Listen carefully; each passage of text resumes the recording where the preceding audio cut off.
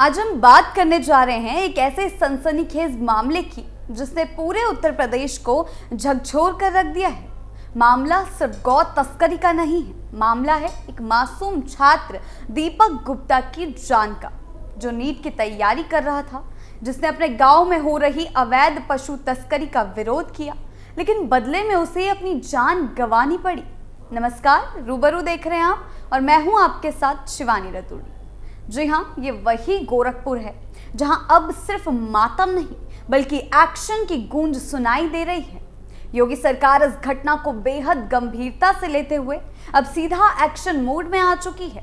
सरकार ने ये साफ कर दिया कि जो भी अधिकारी, चाहे वो किसी भी रैंक का क्यों ना हो, अगर इस मामले में लापरवाही करेगा या तस्करों को संरक्षण देगा तो उस पर भी कार्रवाई तय है।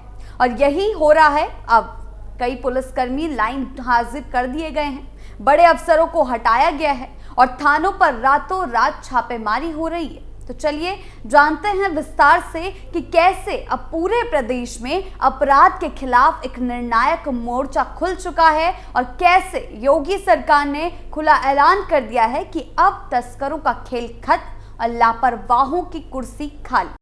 पशु तस्करों का हुआ पर्दाफाश। गोरखपुर की वो रात शायद उत्तर प्रदेश के इतिहास में गहरे सवाल के रूप में दर्ज हो चुकी है, जिसमें नीट की तैयारी कर रहे एक 19 वर्षीय छात्र दीपक गुप्ता की जान ले ली गई, केवल इसलिए क्योंकि उसने गांव में चल रही एक संदिग्ध गतिविधि गौ तस्करी को रोकने की कोशिश की। ये महज एक हत्या नहीं थी, ये एक सामाजिक, धार्मिक और प्रशासनिक ढांचे की गूंज बन चुकी है। दीपक, जो भविष्य में डॉक्टर बनकर समाज की सेवा करना चाहता था, उसने अपने गांव में कुछ अजनबियों को रात के अंधेरों में गायों को खोलते हुए, ताले तोड़ते हुए और संपत्ति को नुकसान पहुंचाते हुए देखा। गांव वालों की तरह दीपक भी जाग गया, लेकिन फर्क बस इतना था कि वो केवल आवाज उठाने तक नहीं रुका। उसने विरोध किया, पीछा किया और फिर वही हुआ जिसका डर था, उसे अगवा कर लिया गया। 4 किलोमीटर दूर उसकी लाश मिली।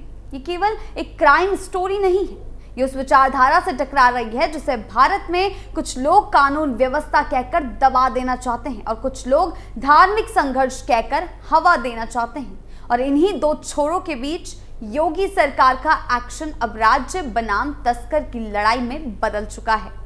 दीपक के साथ जो हुआ, उसके बाद पूरे गोरखपुर में आक्रोश की लहर दौड़ गई। विरोध प्रदर्शन भड़क उठे, लोग सड़कों पर उतरे और सोशल मीडिया पर एक बार फिर वही बहस शुरू हो गई। गौ तस्करी सिर्फ एक अवैध धंधा है या भारत की सनातन संस्कृति पर योजनाबद्ध हमला? ये एक बड़ा सवाल है।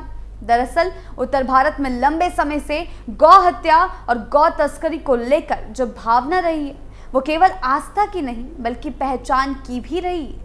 दीपक जैसे युवक अपने गांव, अपने धर्म, अपनी आस्था की रक्षा में खड़े होते हैं, लेकिन इस बार फर्क ये था कि दीपक के सामने जो ताकत खड़ी थी वो सिर्फ चोर या तस्कर नहीं थे, बल्कि वे एक ऐसा नेटवर्क था जो न केवल अवैध धंधे में लिप्त है बल्कि जिसमें धार्मिक चरमपंथ, अंतर्राज्यीय गिरोह, राजनीतिक संरक्षण और कथित रूप से मजहबी कट्टरपंथ की छाया भी साफ तौर पर दिखाई देती है।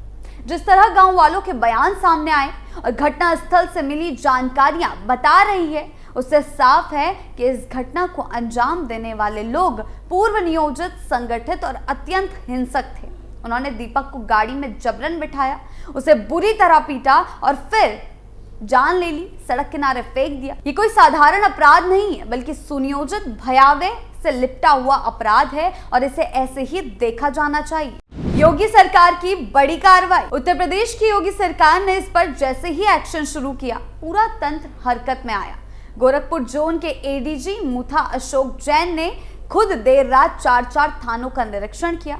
उस निरीक्षण के बाद जो हुआ वो दर्शाता है कि सरकार इस बार सिर्फ अपराधियों पर नहीं, पुलिस तंत्र में बैठे ढीले, सुस्त और संदिग्ध अधिकारियों पर भी सीधा वार कर रही है। कुशीनगर जिले में 24 पुलिसकर्मी लाइन हाजिर कर दिए गए, जिनमें 2 थाना प्रभारी, कई दारोगा और सिपाही शामिल थे। ये पहली बार नहीं है जब योगी सरकार ने अपने ही सिस्टम को दंडित किया हो, लेकिन यह कार्रवाई इसलिए बड़ी मानी जा रही है क्योंकि इसे न केवल गहरी संवेदनशीलता के साथ लिया गया बल्कि इसने साफ संदेश दे दिया कि जो अधिकारी तस्करों को संरक्षण देंगे या लापरवाही करेंगे, वे भी सजा से नहीं बचेंगे। इसके अतिरिक्त कुशीनगर के एसपी को भी हटा दिया गया और मुख्यालय में अटैच किया गया।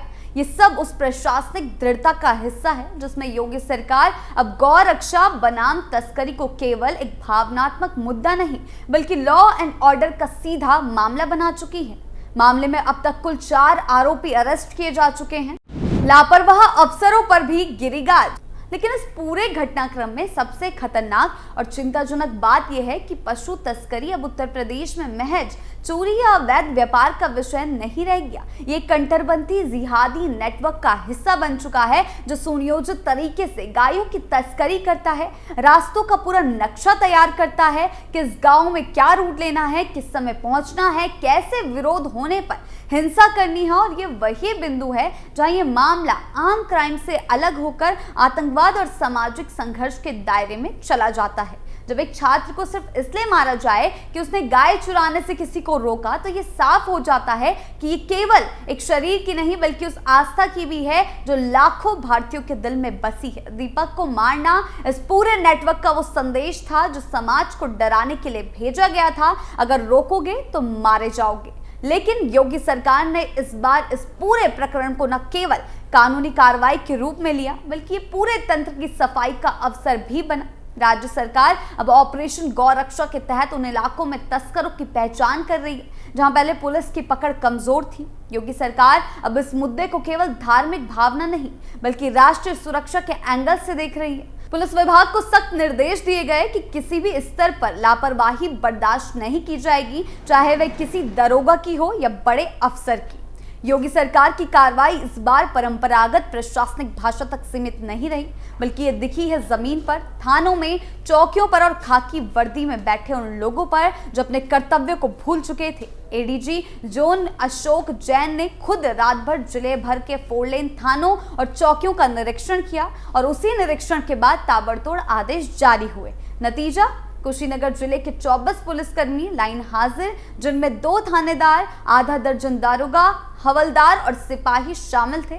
एडीजी ने इनसे पूछताछ की, कार्रवाइयों का रिकॉर्ड मांगा और जब पाया गया कि गौ तस्करी को लेकर इनकी भूमिका संदिग्ध या लापरवाह रही है तो सीधे लाइन हाजिर कर दिया गया। ये कार्रवाई न केवल तेज थी बल्कि निर्णायक भी। यही नहीं, कुशीनगर के एसपी संतोष कुमार मिश्र को भी हटा दिया गया, जो इस बात का साफ संकेत है कि योगी सरकार केवल छोटी मछलियों पर नहीं बल्कि पूरी कड़ी को तोड़ने के मूड में है। ये पहली बार नहीं है जब योगी आदित्यनाथ की सरकार ने इस प्रकार की सख्ती दिखाई हो, लेकिन इस बार फर्क ये है कि पूरे राज्य को दिखाने की जरूरत नहीं पड़ी, एक कार्रवाई ने ही सिस्टम को हिला दिया। शासन ने साफ संदेश दिया है कि अब लाइन हाजिर महज औपचारिक शब्द नहीं रहा बल्कि एक चेतावनी है, सुधर जाओ वरना बाहर जाओ। दीपक गुप्ता के मरने के बाद जो लहर उठी है वो केवल आक्रोश की नहीं बल्कि जवाबदेही की भी है। लोगों ने देखा है कि अब थानों के नाम, दरोगाओं के नाम और उनकी गफलत सार्वजनिक की जा रही है। ये केवल कार्रवाई नहीं, एक सार्वजनिक एक्सपोज है उस प्रशासनिक सुस्ती का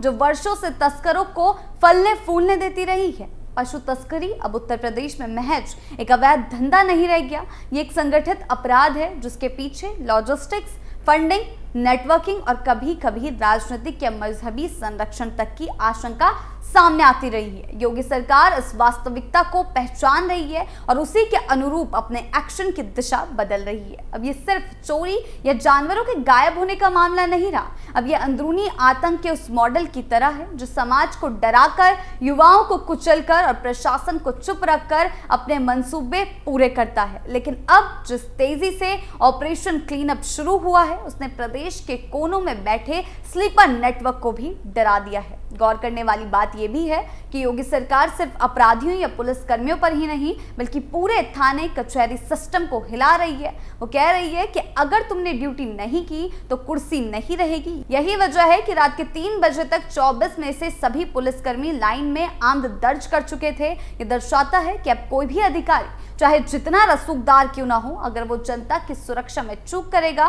तो बख्शा नहीं जाएगा। योगी सरकार ने इस बार ना तो समय गंवाया ना ही शब्दों में सांत्वना दी बल्कि सीधे एक्शन के रास्ते पर उतरकर यह साफ कर दिया कि अब उत्तर प्रदेश में ना तो तस्करों को बख्शा जाएगा ना उन्हें संरक्षण देने वालों को। पुलिस व्यवस्था के भीतर बैठी गंदगी को हटाने का जो बुलडोजर चला है, उसने पूरे प्रदेश में एक सख्त संदेश भेजा है कि चाहे खाकी हो या अपराधी, कोई भी गौ तस्करी जैसे संगठित अपराधों के सामने ढाल नहीं बन सकता।